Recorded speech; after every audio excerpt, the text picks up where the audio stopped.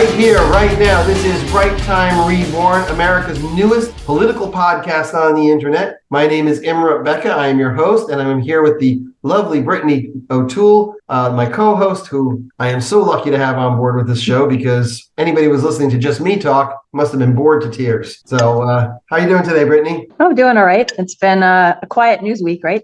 Yeah, not so much. Not so much. You want to jump into the big news, or you want to hit some small things first? What do you think? I don't feel like anything that happened this week is small. No, you go ahead. You lead off. Well, obviously the 500-pound gorilla in the room is the Donald Trump indictment.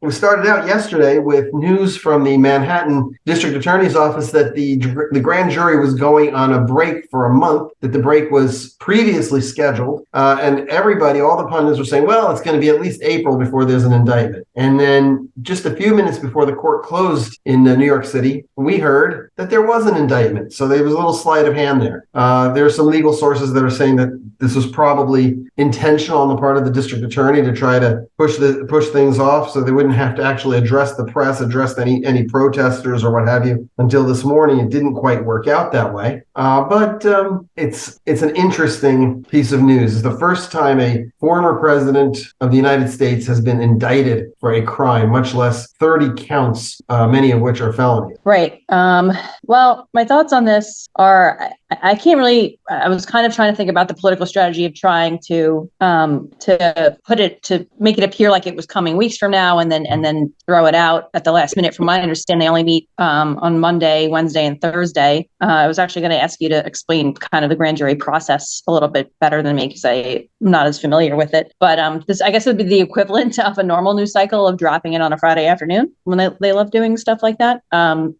There is strategy behind that, but I'm not exactly sure what the angle is.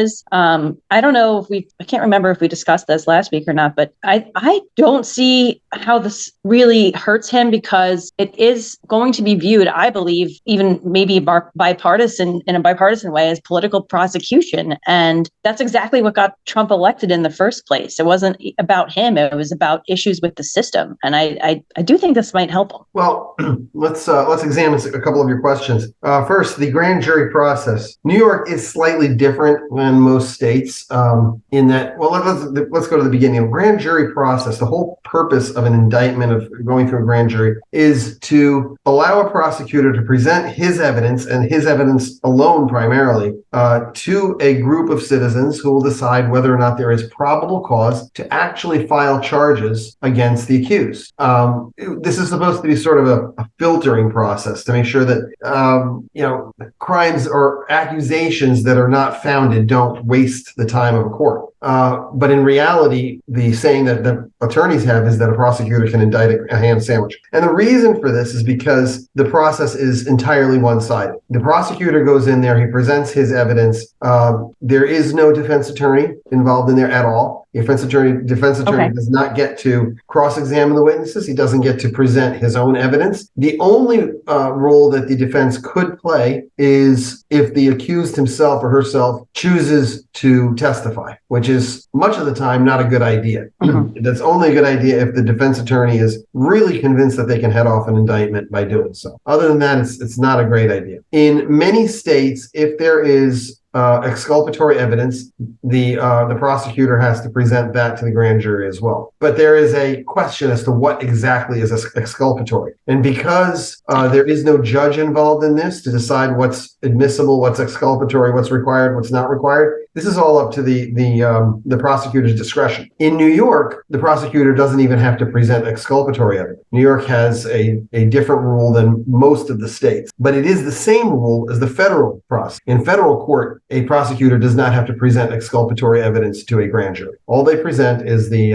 evidence that the prosecution has, and they can present evidence that may end up being ruled inadmissible at trial. So they can present hearsay evidence, for example. There's no judge to rule that it's inadmissible. They can all that pile of evidence, some of which might be inadmissible, is used by the grand jury to decide whether or not there is probable cause to proceed to trial. And then the judge afterwards has to sift through this and decide what it is that's admissible, what it is that is not admissible, primarily based on motions from the from the defense. And even if something that was presented to the grand jury that is ruled later inadmissible had been presented, you don't get to walk the indictment back. You don't get to undo the indictment. Okay. So it's a very one-sided process. It's based entirely on the question of, has the prosecution met the very minimal standard of probable cause? Then you go to trial, and trial is one-sided in the other direction, where everything has to be proven by the prosecution. The defense doesn't technically have to prove anything. They don't have to prove the innocence of the accused at this point, at the defendant.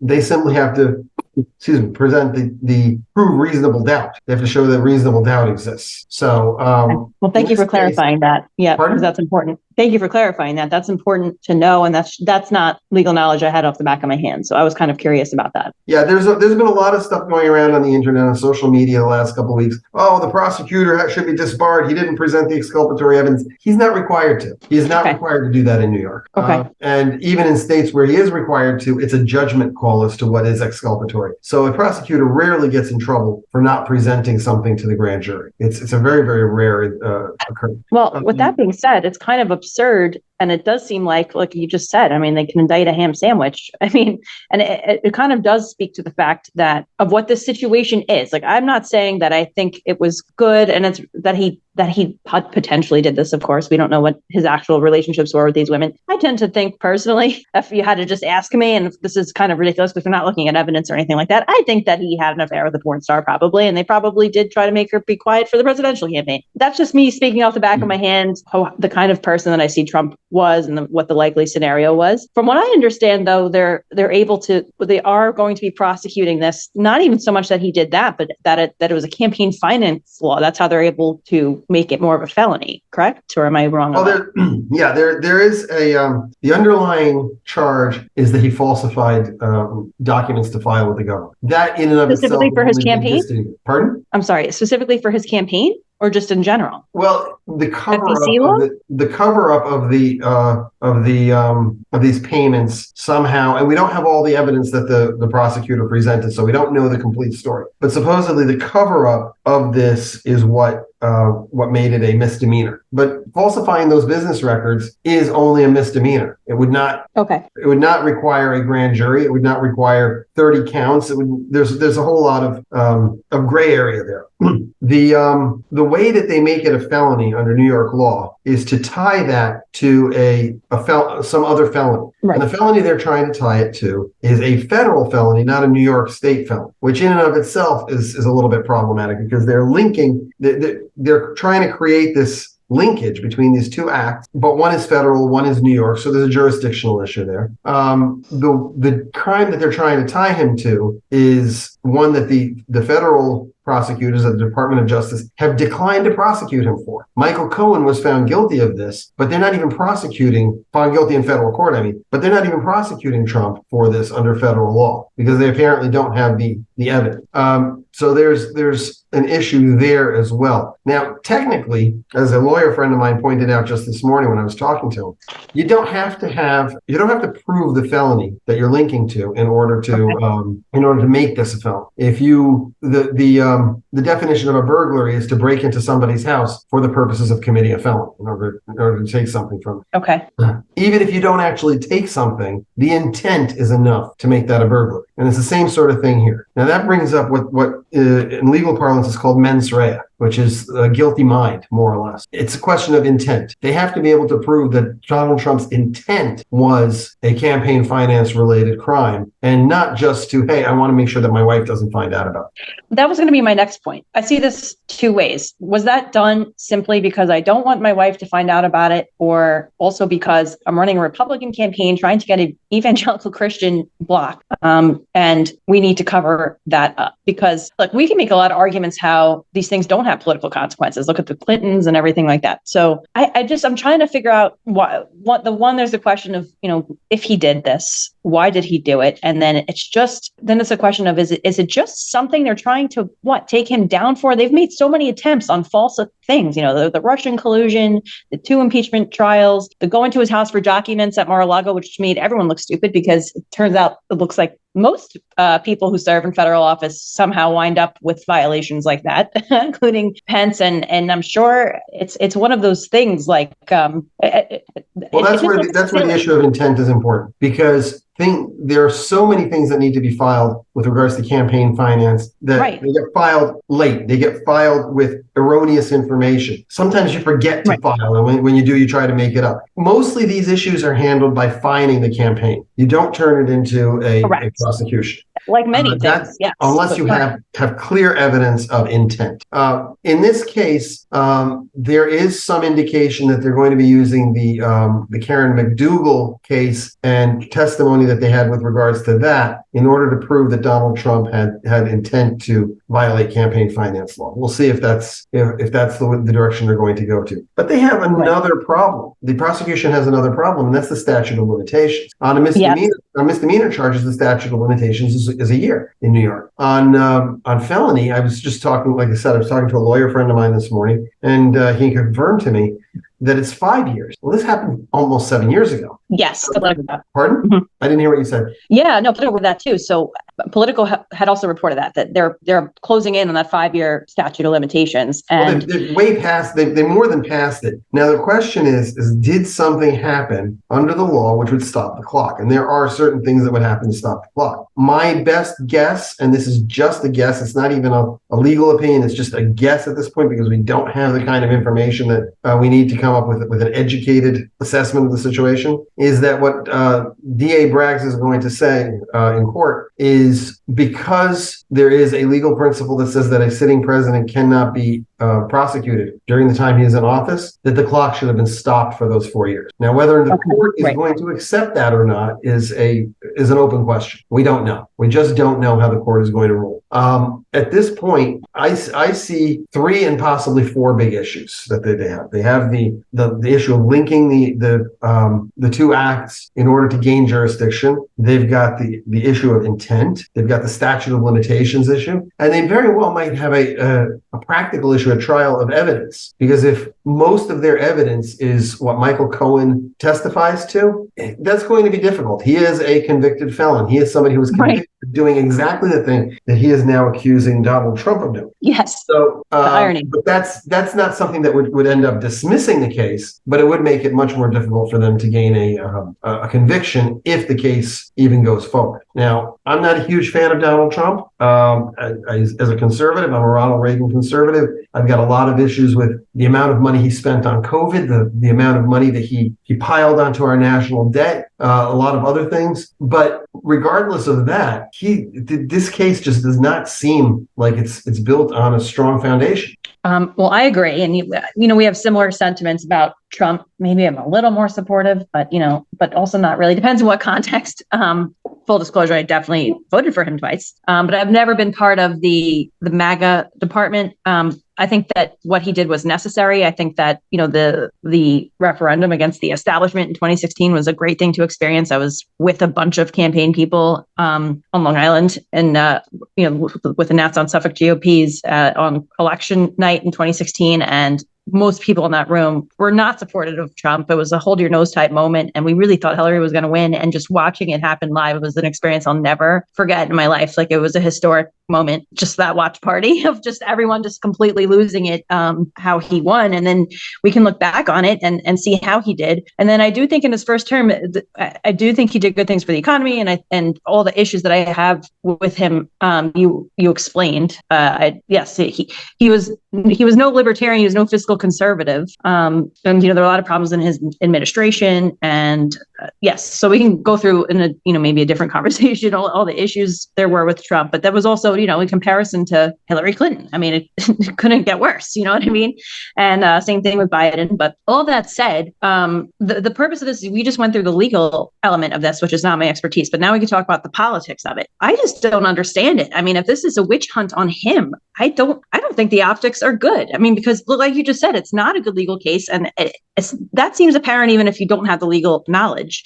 And it's just all of these failed attempts to come after him being such a priority for our nation. It's almost insulting at this point. Like it's insulting. So how could they not see those optics and that reception? I think it's going to help him. If the whole issue of, having an affair and paying off a porn star was an issue for him, it would have been already. And it wasn't in 2016. So I don't really know where we're assuming either the establishment or the Democratic Party is coming after him for this. I almost feel like, I'm just playing devil's advocate here. Is it possible that they're doing this not to try to prosecute him and block him legally, but just because for some reason would the Democratic establishment want Trump to be propelled over DeSantis? Is that a possibility? And I'm not saying it is, but that's actually a very astute observation. Yes, it is entirely possible that the Democrats would rather have Trump than DeSantis, and that they would do things in order to help him out. Because when you look at the polls, DeSantis has a decent lead over Biden, but Trump is down by several points. Right, but I'm sorry. This is just something I wanted to point out now that you're bringing that up. There was a Quinnipiac poll that came up, and I meant to cite it before. I didn't write it down before we came up with this podcast, but I heard it, I think on the Daily Wire reported it. The Quinnipiac poll came out this week, like a couple of days ago, right before the indictment, that showed Trump dominating against DeSantis in a primary by quite a bit. So, the primary is a different conversation than against Biden. But It is. And primary polls don't generally do us a whole lot of good. And the reason for that is because, number one, it's a state by state thing. If you don't have right. it set as which state has what kind of strength, it's not really useful. The other thing is that the states don't all have their primaries on the same day. So small states like Iowa and New Hampshire, which would not be of a whole lot of influence in the general election because all the states vote on the same day, in the primaries they have an overinflated impact, because donors tend to look at the winners of the first 3 to 4 states, which is Iowa, right. New Hampshire, South Carolina, and Nevada, none of which are particularly large in population. South Carolina is probably the biggest of the 4 of them, but it's not anywhere near Florida or New York or California or Texas or Pennsylvania. But it's an outsized impact on the whole race. Right. So if we're just looking at national polls for the primaries, we don't know if that pool of voters, and these pools are usually relatively small, no more than 1,000 people. If you're talking about 1,000 people, and you divide that evenly by 50 states, that's only 20 people per state. It's not that much of an indicator. So you really need to look at the state by state polls and see how they're doing in Iowa, how they're doing in New Hampshire. I'm trying to remember which one it was. I think in Iowa, Trump is a little bit ahead of DeSantis, and in New Hampshire, DeSantis is a little bit ahead of Trump. So they're pretty even there. South Carolina is going to be a little bit more iffy because you got Nikki Haley in the race, and she's a former governor there. She has won the support of her Republican Party on more than one occasion. She's won general elections on more than one occasion. She is a household name there. If Tim Scott jumps into the race, he's a senator from South Carolina. Now you've got 2 people who won statewide races, one of whom is currently in office and therefore has a bit of a boost. They could easily split that vote and hand the state to either DeSantis or Trump. Yeah, I'd be really interested if they both go in. I would imagine, knowing that both of them, some deal might be cut where that doesn't happen, but I guess we'll see for the exact reason. I'm actually a little surprised that Tim Scott has not jumped into the race already, given that Nikki Haley is in. He needs to make sure that he gets that hometown win. Without winning South Carolina, neither Haley nor Scott have much of a chance. At this point, it does look like an even race. But getting back to the original question, which is that whether the Democrats wanted to help or harm Trump or what have you, there is good reason to believe that the Democrats would like to help Trump. But if they do, why did they, knowing the timing that DeSantis has to face, that he really cannot announce before May 9th, the close of the Florida legislative session, why indict Trump now instead of close to when DeSantis is making his announcement, in order to take away some of his thunder? Right. Well, that's under the theory that we think that's what they want to do. Well, this point's it's a counterpoint to that theory. Yeah. I personally think that this is political, but it doesn't have a whole lot to do with Trump's presidential campaign. It is more about Alvin Bragg wanting to make sure that the Democratic Socialists of America, who now dominate New York City Democrat politics, remain behind him. I think that's what he wants. He wants to make sure that the AOC type Democrats continue to support him and don't throw some bomb throwers, some crazy extremist Democrat into the race and possibly take away his office from him. I think this is more about his own personal survival. That's a good point. Actually, I'm glad you bring that up. Yeah. It could be. I do think that I mean, look, we just looked at Lee's the governor campaign, and for many reasons, Alvin Bragg was, when I say there's always a key three for every campaign, they'll talk about a lot of stuff. But of course, getting Alvin Bragg out was like maybe number one or number two, and firing Alvin Bragg. And that was really more a contention to the, or speaking to the crime levels in New York City being so resonant, and it was effective as part of why he came so close. But I just found it interesting that, maybe it is an internal Democrat New York politics thing. And we know that they do that. We know that New York Democrat politics are a game all in itself. So it potentially is that. And I think we spoke last week about, where does Letitia James come into this and going after him? It really may be that, because we're talking about how it is such a weak case. Now, aside from that, I wanted to speak to the overall picture that I think, and this says a lot because there's a lot of sad moments in American politics, but I think this is one of the saddest, because now we're saying that one of our sitting presidents, or he's not sitting now, but he was just our president a couple of years ago, is indicted for a crime. Like, it's just not good. It's not good, because it speaks to the whole system being corrupt as a whole. Just this whole conversation that we just had over. This isn't being done because it's just in the legal system. We're talking about all the different possibilities of why it's being done for political reasons. And that's, I think, a shame, and it's troubling. Well, you got to keep in mind the fact that the government consists of three branches. The judicial branch is one of those branches. The prosecutors are actually not part of the judicial branch. They're part of the executive branch. So all of this there is politics involved. Judges get elected. Prosecutors get elected. Those judges who are appointed by people who get elected. There is always going to be a political aspect to our judicial system. There's no way of getting around that, unless we try to use a computer to randomly choose lawyers and appoint them as judges for a 4-year period and then send them back into private practice or something of that nature, which will never happen.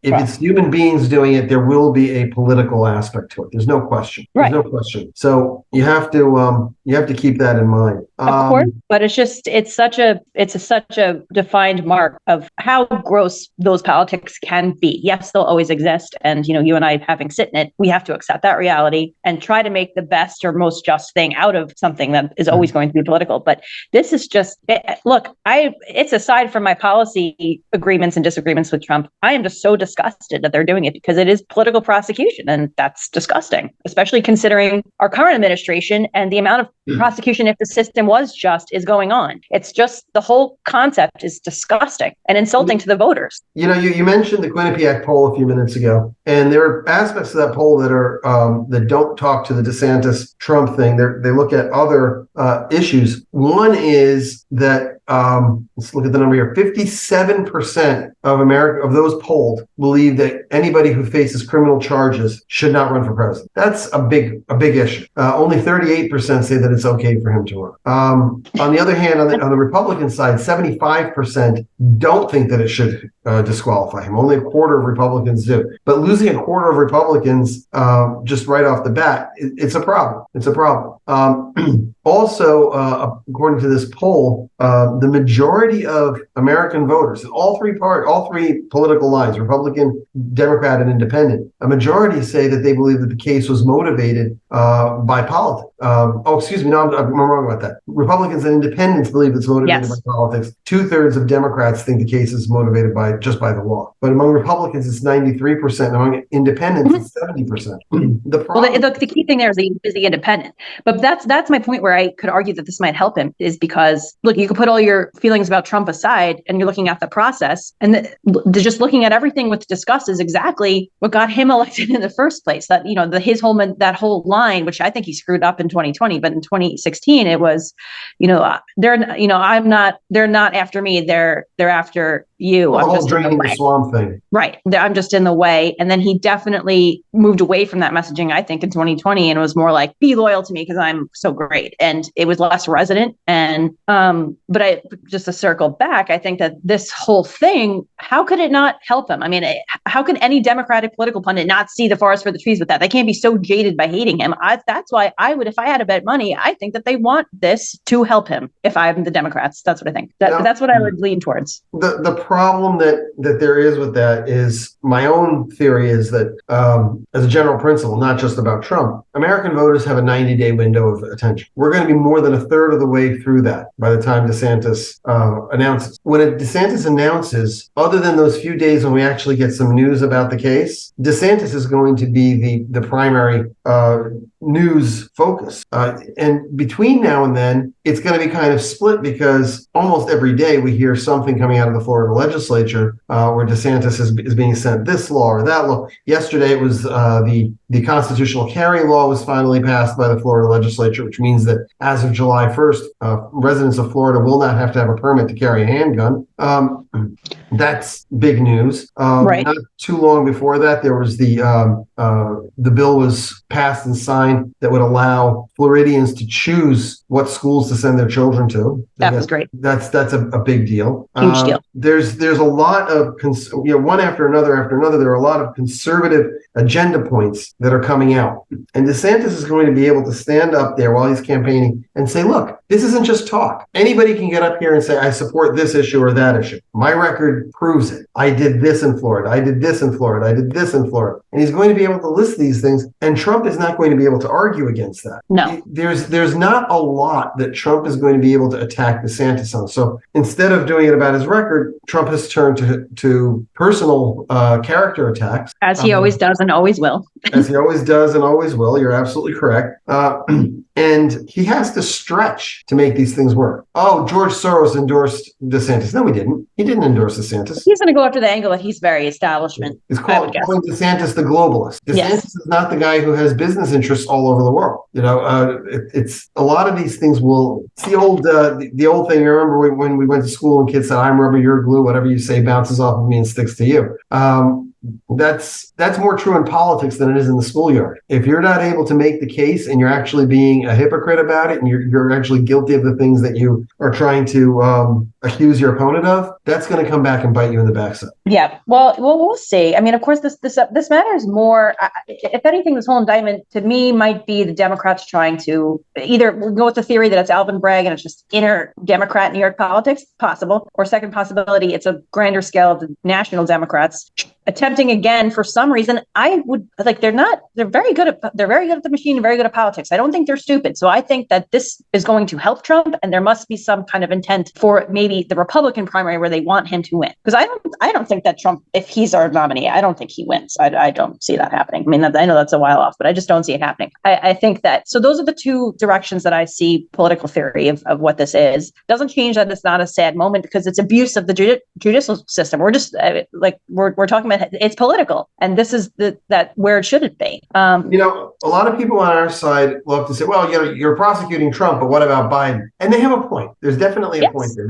There's things going for Biden with, and they're probably bigger crimes than what Trump is being accused of. For sure. At this point. The problem is that Trump has actually been indicted. Biden is not going to be indicted. Number one, there is a legal principle that says that a sitting president can't be indicted. Number two, they won't indict his son because everything that we're talking about happened in Delaware.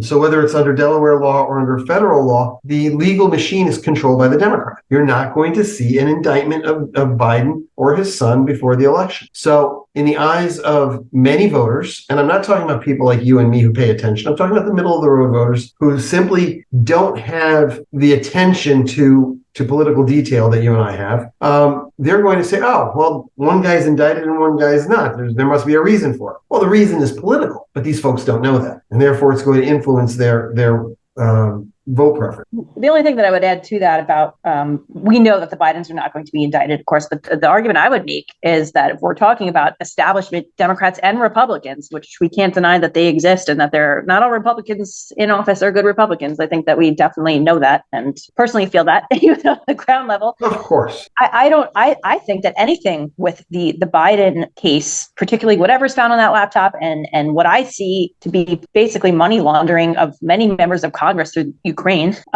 it would implicate way too many people for any of them to go after it. I can't imagine it's isolated just to the Bidens. So I think that would be something that is potentially part of why he would never be indicted either. I don't think it'll happen after he's, once he's not president either. I don't think it's ever going to happen. Well, it could. We don't know. We don't know whether it'll happen or not.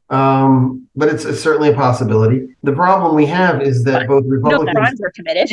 Excuse me? No question that the Biden family is committing crimes. If anything, we're talking about something so nominal with Trump. At the bare minimum, they've done some kind of campaign finance issue at bare minimum. I mean, I think there's deliberate laundering and deliberate bribery, and that's not even going on the Hunter Biden's individual issues, like lying on a gun control, on a whatever they could. One of the problems we have about prosecuting politicians is that Democrats will prosecute Republicans will prosecute Democrats. It's rare that either side prosecutes their own side. But then you have the issues where both Republicans and Democrats are implicated in a specific thing. So neither side wants that prosecuted. Correct. And I think that's what we're seeing with including Hillary Clinton's laptop, all of that. The Republicans only brought up Hillary Clinton's laptop when that was basically the entire campaign focus. I think that a lot of people are implicated in those high level crimes of those people, and that we have to acknowledge that when we're talking about why it won't be prosecuted. So that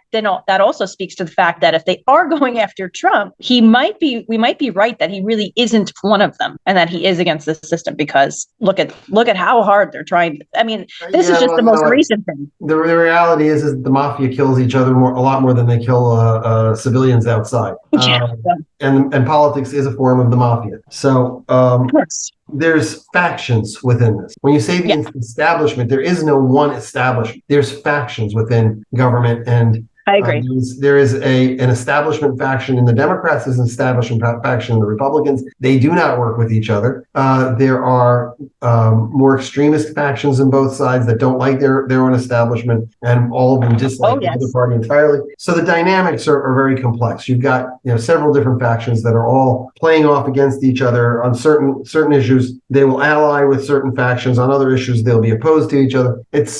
It's not that going after Trump is a sign that the swamp hates him. Yeah, and that's going on nationally. It's going on, globally, and it's definitely on the town level. Excuse me? I can speak to that. We've never served on a political reality. So I don't know. So yes, my overall point of all of this, and we would talk about it for a while, is I think it's a sad moment for American politics and our system, and that's it, because it's just a manifestation of all of the politics that we know goes on. Yeah, there's definitely Thomas Paine, one of our founding fathers, he had a famous saying, said, even in its best state, government is but a necessary evil, and its worst, it's an intolerable one. We are not going to have a political system. We're not going to have a government which is not beset by corruption. We can get rid of some of the corruption, but most of it is going to be there. Mm-hmm. If our goal is to make our political system uncorrupt, not corrupt, that's not going to work. But we as conservatives, we know better, and that's why we've been trying to make government small, not just in size, but in the scope of its power. The smaller it is, the less powerful it is, the less the corruption impacts our everyday lives. The corruption is there, but sometimes you have to fence it off rather than getting rid of it entirely, because there's just too much of it to get rid of it all. And I agree. Yep, I agree. I don't think there's much more to say about that now. We'll see how it plays out. From here, nothing's going to happen, I think, now over the weekend or anything like that. So no, I think nothing's going to sit there now. The latest information we're getting is that Trump is going to be arraigned on Tuesday. He's going to fly up to New York. I know of a couple of lawyers who said that they thought that it might be a virtual arraignment from down here in Florida, but the latest information we're getting is that it will be in person. Supposedly, he's not going to be handcuffed. He's just going to walk in there be arraigned. They will fingerprint him. They will photograph him, and he will be on his way back to Florida. Now, there are some open questions, such as, will the judge impose a gag order? There's a real good chance that there will be a gag order because of the amount of information that has come from Trump's camp and through leaks from the DA's office as well. But to this point, primarily, it's been from Trump's camp because the DA's hands have been tied by the grand jury confidentiality. But there may be a gag order imposed by the judge, which will mean that Trump and his lawyers can't talk to the public about it. He'll have to stay off his Truth Social. It will not mean that his kids can't talk about it. It won't mean that people who work for his campaign can't talk about it. The judge can't impose a blanket gay rule on hundreds of people. It just doesn't work that way. But Trump himself may have to refrain from going on to Truth Social and talking about things. There is, depending on what the charges are, if there are charges that he engaged in any kind of violent crime, and there has been some talk that he may have stepped over the line and threatened the DA with this post of his where he's holding a baseball bat and he's got his photos right next to the DA's photo. Geez. It might be a violent crime for him to incite people to go protest and say things like "Take America Back" and so forth. If that is the case, there is a very slight chance, and it is extremely slight, that the judge may deny him bail or may hit him with some kind of requirements, like he can't leave New York State and he has to wear an ankle monitor and things like that. We don't know whether that will be the case or not. So there's some open questions there, but yeah. Well, I found it interesting. Yeah, well, I found it interesting that DeSantis campaign, and I guess we could look it up. But I was hearing this morning on commentary that DeSantis's office, I believe, released a statement that he's not going to extradite Trump. Well, that's a really good political move on DeSantis. I thought so. That's why I brought it up, and but the reality is that it's not, in the real world sense, it's not of a great deal of impact because we've already known for a couple of weeks that Trump's lawyers were negotiating a surrender. His lawyers told us a couple of weeks ago that he would fly up to New York, that he's not going to fight the extradition. So, DeSantis saying that, it's a very shrewd political move, but it doesn't change. Right. I mean, that's just a gimme, and they should do that. Yeah. That's a no-brainer. So that was my last point on this. Frankly, DeSantis doesn't have a lot of authority over this. If he doesn't sign the extradition order, the DA would just have to go to court here in Florida, and constitutionally, the court has no choice but to grant the extradition. It would put it off 2-3 weeks, but that's it. That's all you get out of it. Right. So yeah, that was just basic campaign management, right? Yeah. So I don't think there's really much more to say about this at the time. That's it.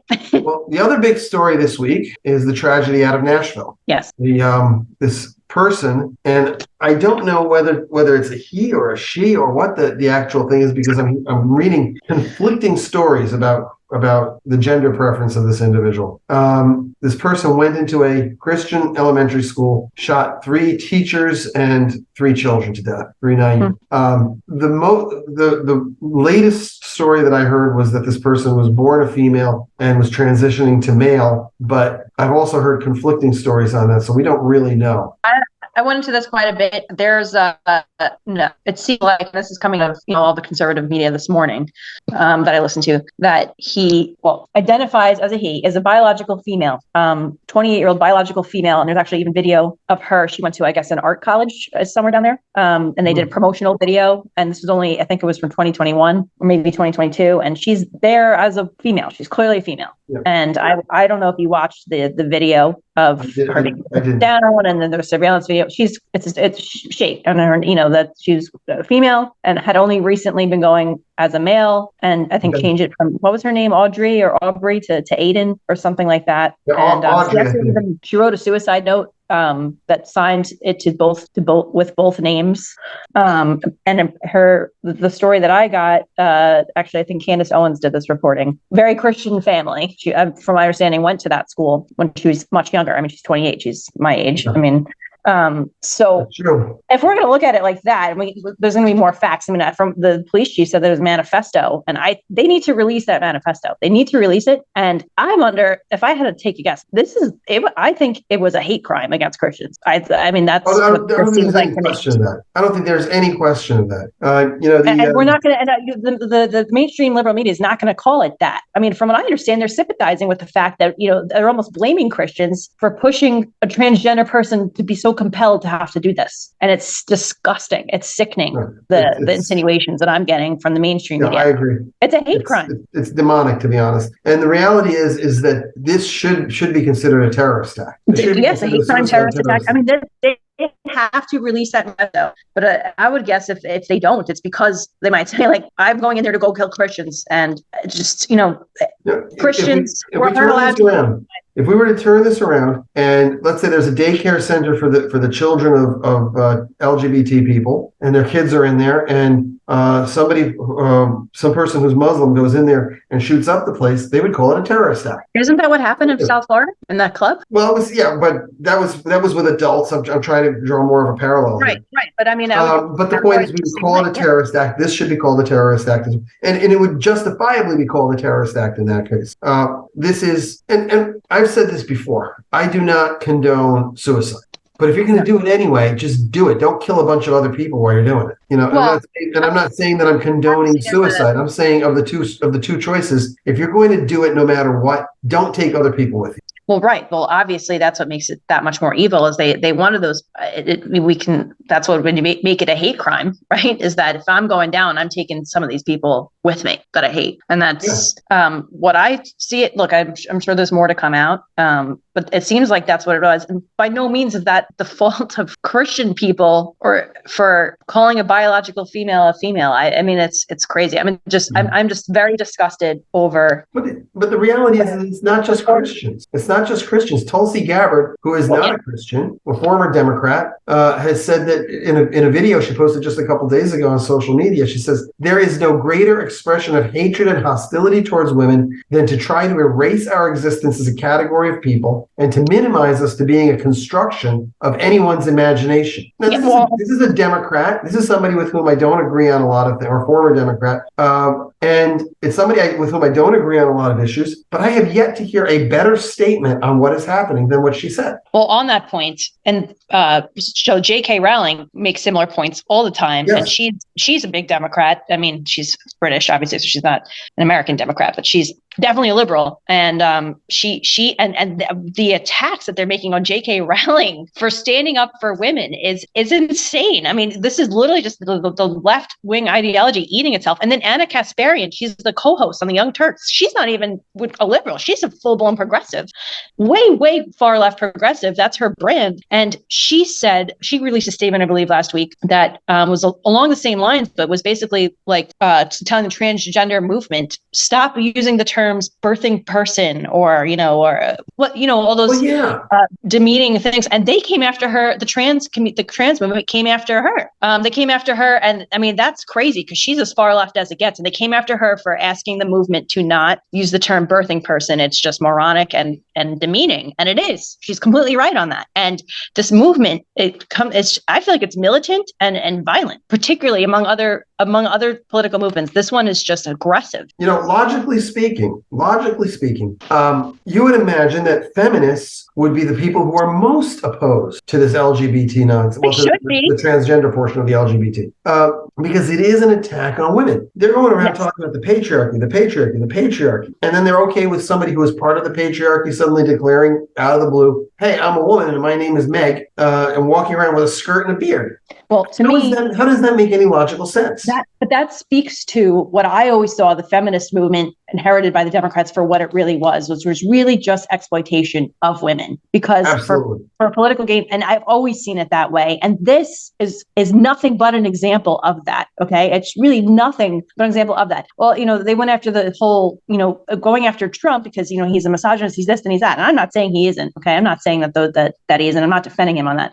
I'm just saying that you're going to wear that, but then you're completely okay with, I'm not sure if you're familiar with, but everyone's talking about it. You need to know who he is. That Dylan Mulvaney character, which to me is a gay man, which I don't have a problem with. I don't at all, but it's making a caricature of women. I mean, making every stereotype of women he is, and then he's being celebrated and being called Women of the Year and everything for that. I mean, it's just disgusting. And this is not even getting into the whole disgusting. I would even use the term rape of women's sports by allowing men to just come in. Nobody's a better woman than a man is basically what that says to me, and that's despicable. It's disgusting. There are no men without women. We make all of the people. I mean, it's crazy. It's crazy, and I'm disgusted on so many levels. And I do think that movement, that trans movement, I'm actually empathetic, very much so. If someone actually has the mental illness of gender dysphoria, that to me, that's an illness, and it should be respected likewise. And it's a rare one. By no means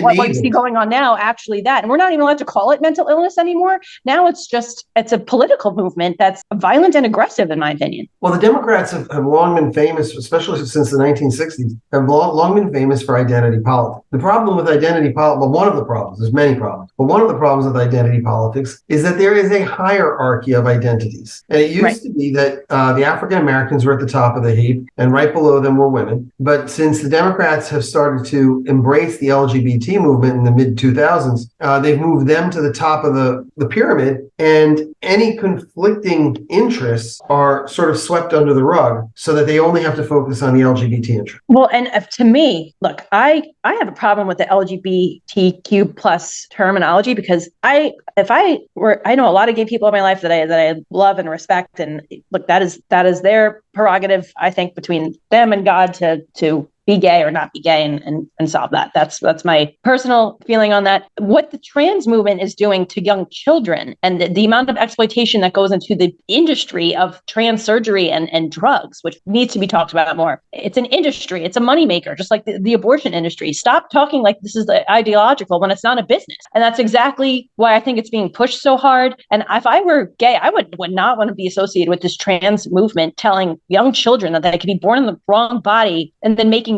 so much money off permanently ruining their bodies if they were to go back and change their mind, which a lot of times that happens from what I understand. I think that gender dysphoria is a real mental illness that deserves empathy. I don't think that's what's going on in the political movement. If anything, they're exploiting those people who actually have gender dysphoria, in my opinion. Well, the whole concept of LGBTQ plus, whatever it is, whatever they keep adding onto it, is artificial. There's really no reason to dump homosexual males, homosexual females, and transgender people into this one basket and pretend they're all the same. No, they're not. They're not. And I think it's wrong to put them all together, because there's a lot of bad exploitive things going on in the trans movement. But what the Democrats have been very successful doing with this is creating a pool of issues, which if you oppose them, you're a monster. And so everybody has all of Hollywood, all of which is everything. Politicians, they've all jumped on board. They're all doing this because they feel like they have to.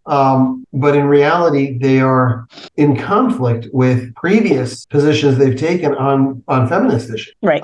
But the point that they could bump it down as needed shows exactly what that movement always was. Okay. And that was always about the women. They're not the party of women. That's a voter block. Why would you not go after that voter block? That's just political strategy. And now for some reason they can bump it because they've got more prioritizing political strategy, I guess. I mean, to me, it shows what that feminist movement always was. It's not true feminism. It's not true respect for women. It's that third wave feminism is an exploitation of women, plain and simple. And how they're treating women, speaking up for women's rights that are Democrats for the trans community. There's just an example of that. It just sets that theory I always had in stone. I would love to see a group of conservative women come out and say that they are a new women's movement, a respect for women's movement. That women have gotten the short end of the stick since feminism, since the 60s feminism came up. Before that, feminism was about things like voting many rights. Of those feminists were pro-life. It was about respect for mothering and Susan B. Anthony was terribly anti-abortion. Yes. I read her quotes. The women in those days viewed abortion as something that was forced on them by the men who got them pregnant. It was not a choice that women made. It was something that was forced on them by men. I feel the same way today. And somehow we've flipped that upside down and changed the entire logic of it. And I think we need to go back to having a women's movement that is about respect for women. When men stopped opening doors for women, when men stopped standing up when a woman came into the room, when men decided it was okay to curse in front of women, when they decided it's okay to start telling, we didn't have the issues of men telling sex jokes in front of women in the workplace until relatively recently, because a man wouldn't talk like that in front of a woman. If he did, other men would knock him on. I agree with what you're saying. I think a lot of that might be cultural semantics a little bit, but my point is that cultural point.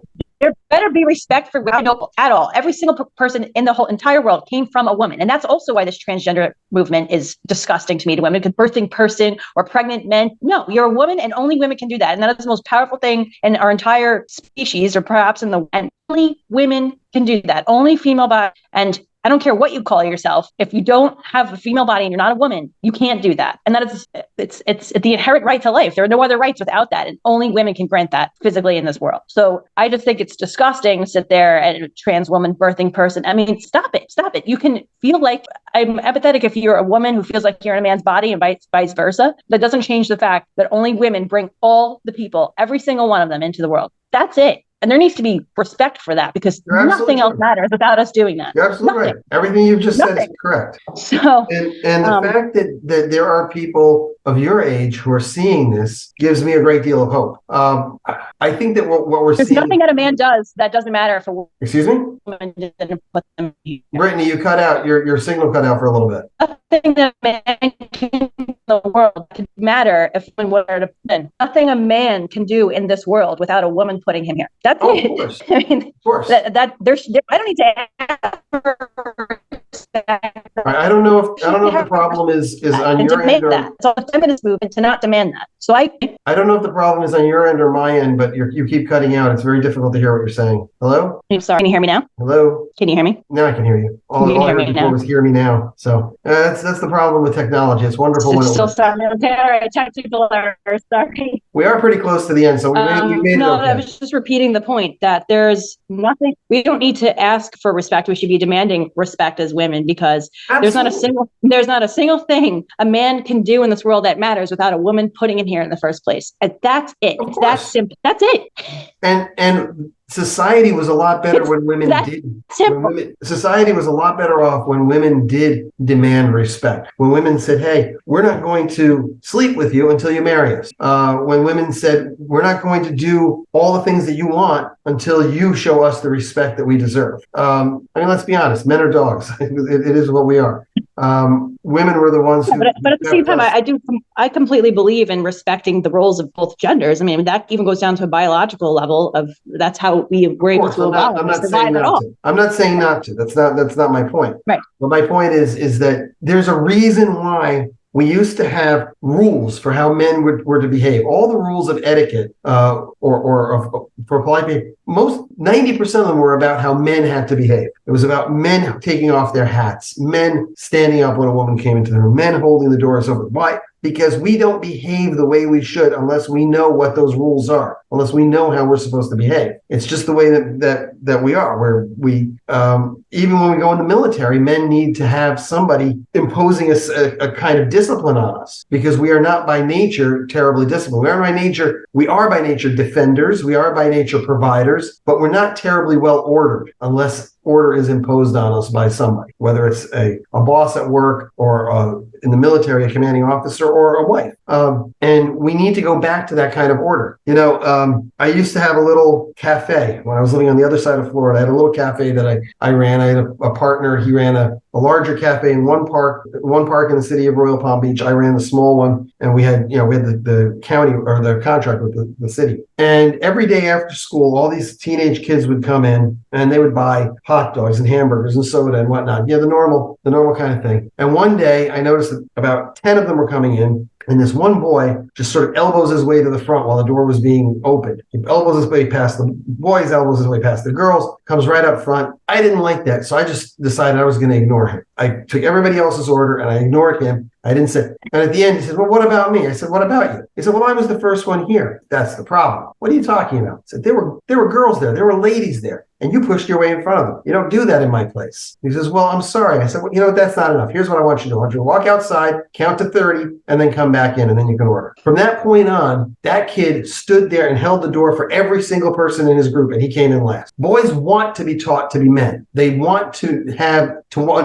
know what the rules are so that they can follow them. Our society doesn't give them those rules, and therefore they're confused. I mean, it's not even about not giving rules. Now, women are bigots. I mean, even left-wing feminists, third wave feminist women that I just stated, J.K. Rowling, Anna Kasparian, for saying that it's wrong that they should be expected to go to the gym and quite literally have to stare at a penis in their locker room and not even have a problem with that. And I mean that's how absurd that and grotesque this movement is, and it's conflicting. Absurd. It's conflicting with the left's own ideology, and it's showing how they treated women for what it really always was, which was convenient, politically exploitative, and when they don't need it, now women can still come to the bottom, and they'll trash any woman who speaks up about this of their own. If somebody who has, I don't know if it's saying like Republicans respect women either. I think that I don't think that it's an issue that is actually political. I think that it's beyond. It's been turned into political. It's been turned into a political issue. Well, but the feminism has when it's necessary, yes. But I think that if we're actually going to talk about misogyny and sexism, that it goes beyond politics. It either is or isn't, and I think that it exists. And as you said, it's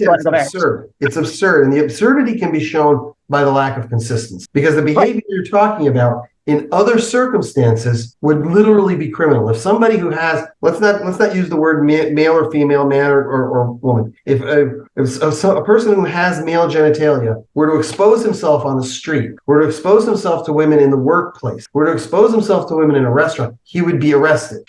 But because it's in a bathroom or in a locker room, suddenly it's okay. There's a lack of consistency there, and that demonstrates that it is absurd. It's not. And actually, when we talk about patriarchy, if anything, it just says all the man has to do is say he's a woman, and he can be inappropriate to women. That's exactly right. That's what it is. And we need to have a different way of approaching this. We need to have that respect for women. We need to be able to. We need to have Supreme Court justices who are not going to stand up there while they're being interviewed in the Senate and say, "I don't know how to define what a woman is." If a Supreme Court justice comes up and says something that absurd, and there's that word again, how is anybody else supposed to be able to stand and defend the concept that women deserve respect? How do you, if you can't define women, how do you define the respect that they deserve? Well, speaking as women, that's why I said, don't demand or ask for respect. Don't ask for respect, demand respect, because if you have like that, because that's it. I mean, it comes down to the fact that without women being women and having the power of femininity that it is to be able to have children, no man would be here. No man or woman or person, if you want to say that you take the gender out of it, no person would exist without a distinctly physically identifiable woman. That is the power of being a woman. And that's it. And we can talk about gender roles. And I'm a millennial. I don't think that, I think that gender roles are good, but I do think that Jordan Peterson always talks about this. You could have feminine men and masculine women, and that's fine. That's a completely different conversation. And I'm okay with certain roles being split up like that.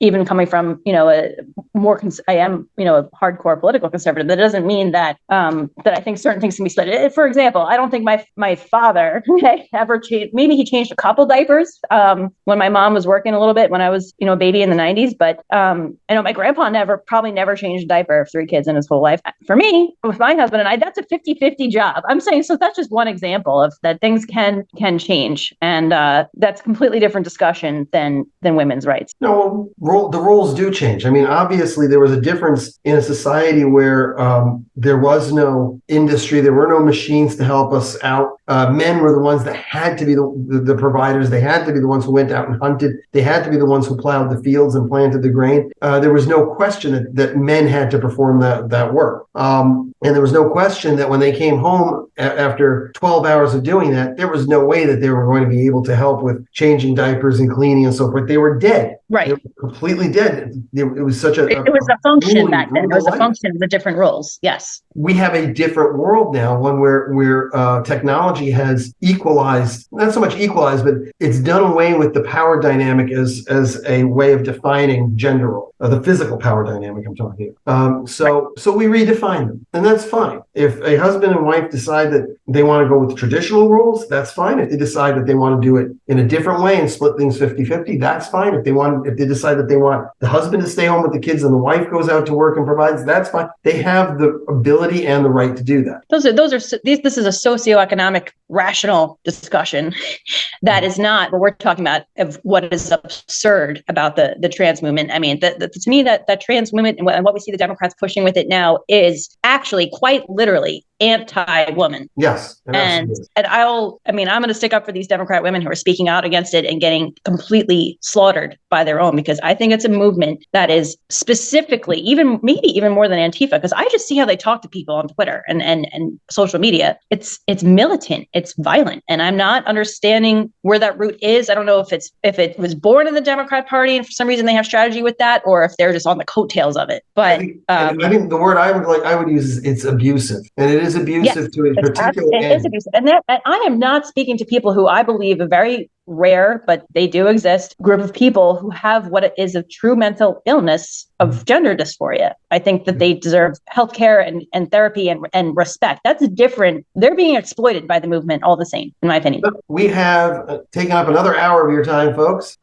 This was an even better conversation than we had last week. Thank you, Brittany, for joining again. And thank you. And I hope we'll get some good reactions, and I hope that you'll continue to want to be a part of this show. Folks, it's the end of the hour. We're going to sign off now. We will see you next Friday, or talk to you next Friday, and hopefully we'll have some more interesting news to talk about. Bye now.